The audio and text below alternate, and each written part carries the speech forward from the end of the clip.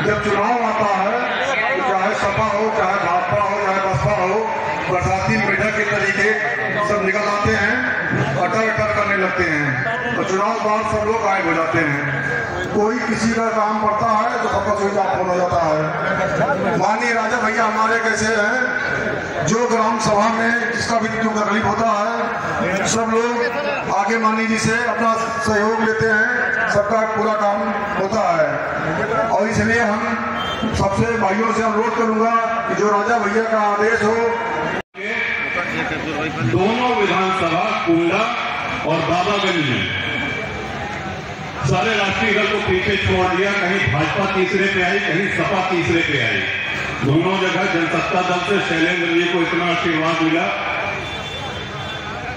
कि भारी अंतराल से जीते। कौशाम्बी में जाकर के हम कौशाम्बी जनपद में कमजोर हो। ये सच्चाई आपके सामने है। सभी लोगों ने मेहनत करी। अब जब लोकसभा आया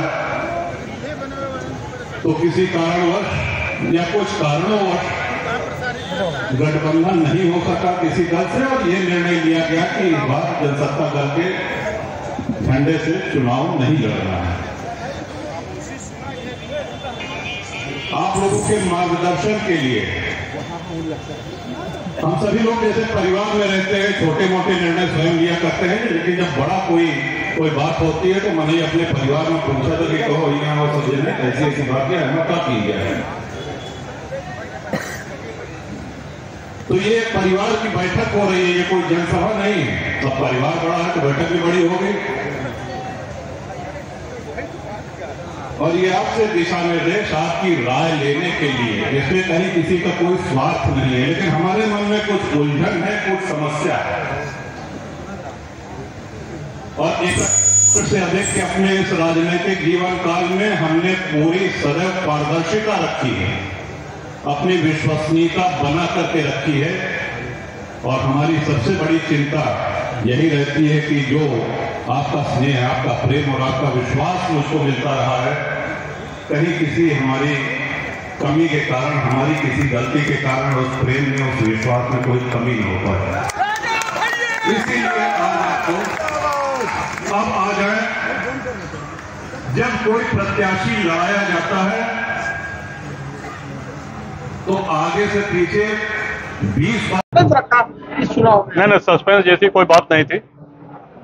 जैसा कि आप लोग जानते हैं, जनसत्ता दल का कोई भी प्रत्याशी इस संसदीय चुनाव में कौशाम्बी और प्रतापगढ़ में नहीं लड़ रहा।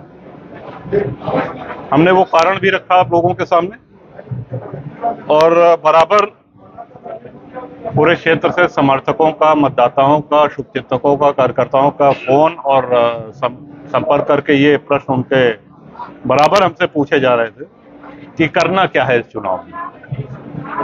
तो सबसे राय लेने के बाद अब ये निर्णय लिया गया कि इस चुनाव में जनसत्ता दल की तरफ से कोई किसी के समर्थन का निर्णय नहीं लिया गया है, और सभी सम्मानित जो कार्यकर्ता समर्थक है, जिनका जहां मन हो, जिसको मतदान करना, जिसको आशीर्वाद देना, वो स्वतंत्र है, वहां कर सकते हैं। भाजपा संजीव बलियान भी आए थे और सपा कैंडिडेट दोनों प्रत्याशियों से सर आपने मुलाकात किया कौशाम्बी में?